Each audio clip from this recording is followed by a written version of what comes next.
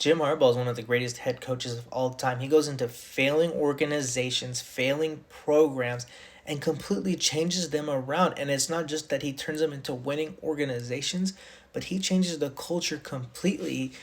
The players love playing for him. He instills so much confidence in all his players, especially quarterback, and changes the culture from day one. That's why you see his teams all together in the locker room yelling, "Who has it better than us?"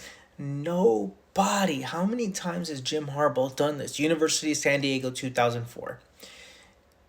7-4.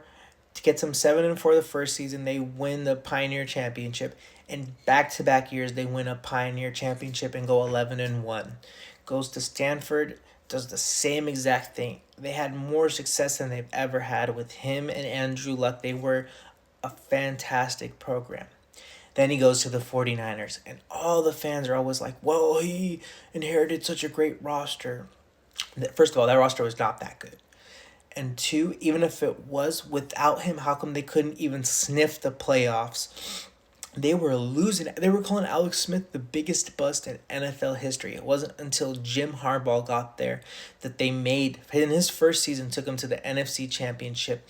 And if it wasn't for Ted Ginn Jr. being injured, they would have him punt returning instead of Kyle Williams, who fumbled twice in that game, or they make the Super Bowl his first season, and who knows how that goes. Second season, you have Alex Smith go down. You have your quarterback go down. Your franchise at that time, the main guy go down. He still gets you to the Super Bowl with a young rookie Kaepernick. They should have given Frank Gore. That's my biggest criticism of him and Greg Roman is why did you not give Frank Gore one touch at the goal line? But that's a topic for another day. He still got him to the Super Bowl. Third year, NFC Championship. Kaepernick throws a bad pass that gets tipped for an interception. Crabtree was off that game. Like, his best receiver was Crabtree. 8-8 the next season. Lost a few games within 3 to 7 points. No real blowouts. And half the team was injured. I'll never forgive Jed York for firing him. That was the worst move in 49er history.